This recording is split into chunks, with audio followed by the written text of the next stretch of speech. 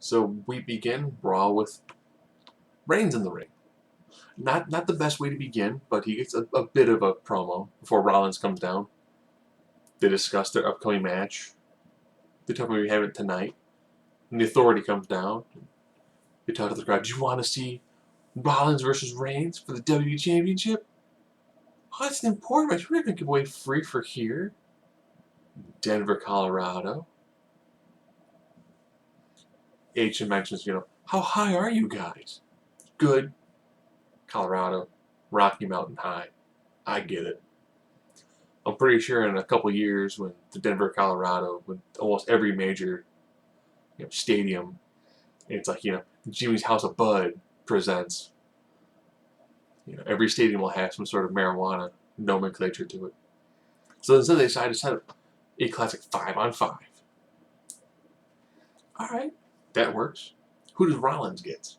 Well, after a pretty solid match between Owens and Ziggler, where Owens is just flat out controlling Ziggler.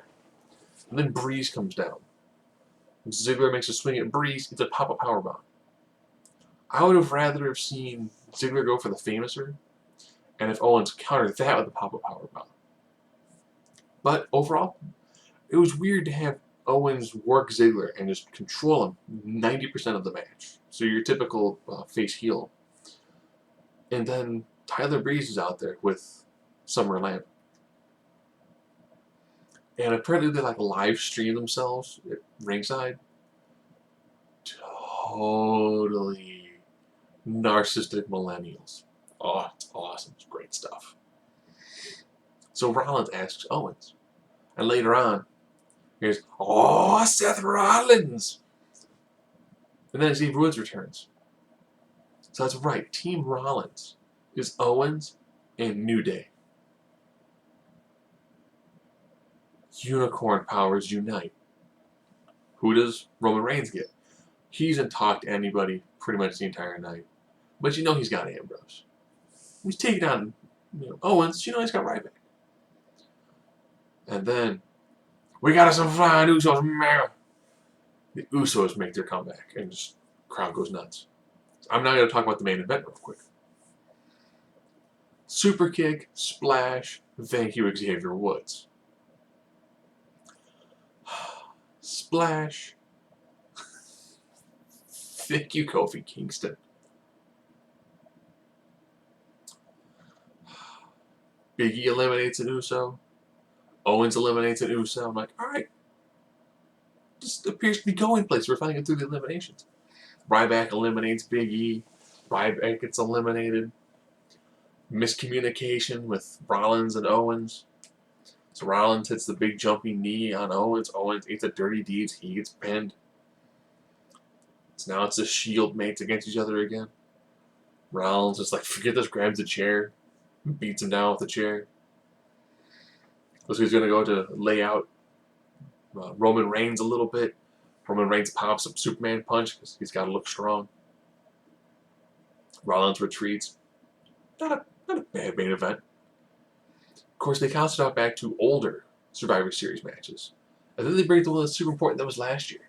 That was the 2014 one to end the Authority. And now the big man on that was Dolph Ziggler. And I was like, man, here we are a year later. This huge, massive match to end the Authority. The Authority still in power. It was a great moment for Ziggler. Ziggler still kind of piddling. Zeb Coulter had to run in the back with Jack Swagger. Now, when two guys who are fully dressed are having a conversation, and then super Jack, tan, shiny Del Rio shows up in his trunks, it just felt kind of out of place. Just saying.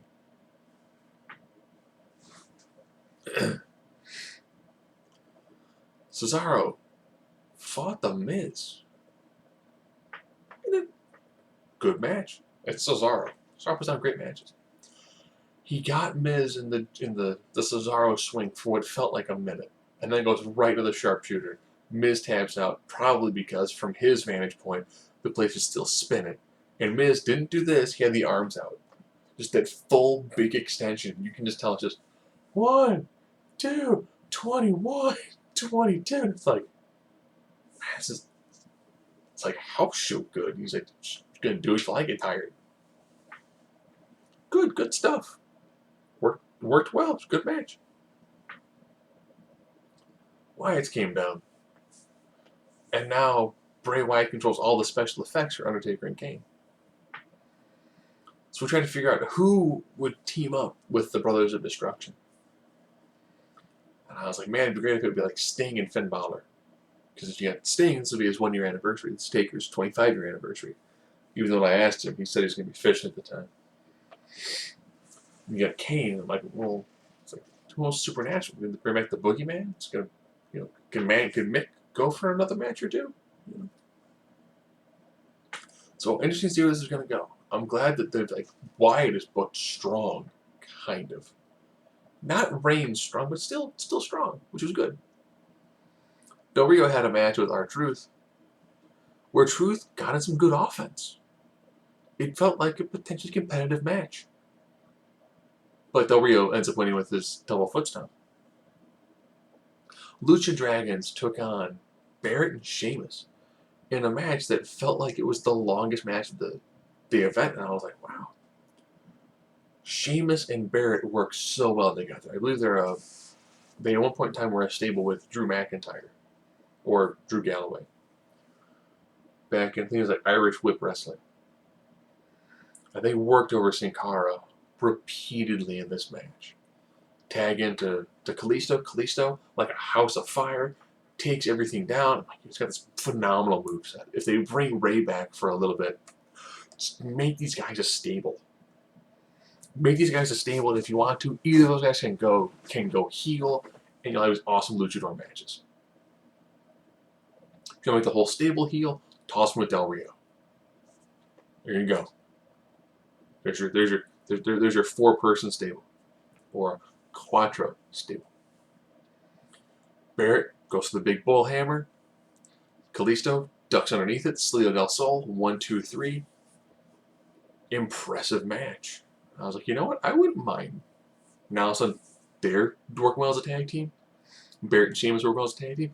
Usos are back as a tag team. There's still the Dudleys somewhere, probably working a dark match or the matches for Superstars. You've got primetime players. You've got New Day. That's on Ascension.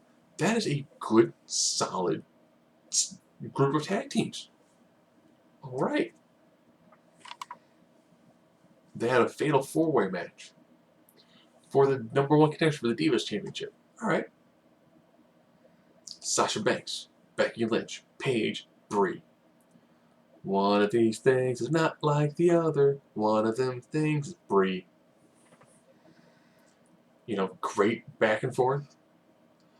It's still weird that even though Brie is a Bella, which makes her a heel, she still wrestles a face style. But I guess with this style of match, you've got Paige, who is heel, Sasha, who is heel, Becky, who is punny, and I guess you kind of need to have Brie do the tweener. Overall, solid match work. I am getting tired of the Tower of Doom spot. This does not need to be involved in every multiple person match. You do not need, I'm going for a superplex. You're just fighting back. I'm going for a superplex too. We can't superplex this person. That's okay. I'm showing up and I'm going to powerbomb you guys doing a superplex. Best thing about that, when they show it in slow motion, Sasha Banks hits and it's like boom. Oh, just the most pained expression. And it's just, and she rolls out of the ring with it. And I was like, selling like a champion boss. Legit, just great. Paige ends up winning because we all kind of knew it was going to be Paige and Charlotte. And then Paige cuts a promo. I like Paige. Her promos are hard to get through, especially after a match where she's kind of winded. It's just like, eh. I like the post-match in-ring promos. After those sort of matches, they're she's winning, so it's that she's talking a little bit faster than she probably should be, and she's just a little bit on the tired side. And the promo just felt a little bit too long. And then Charlotte cut a promo about, oh, this is just because of who my dad is.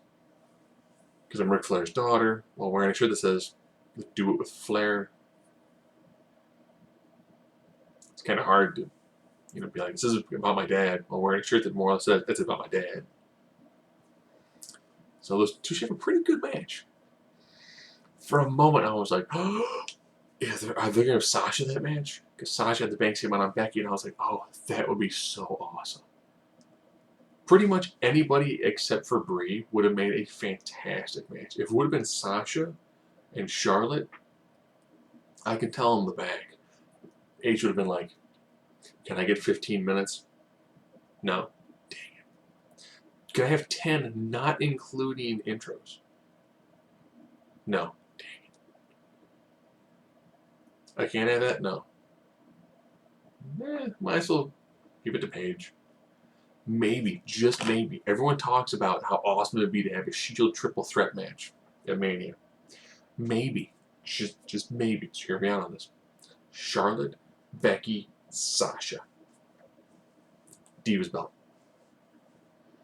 Do a second Divas match, and that would be for the #1 contendership. That could be your goofy, everyone gets a payday battle royal. But if you have those three out of 4 horsewomen, there you go. Let them tear the house down in front of one of the biggest crowds ever. Make it work. Mega.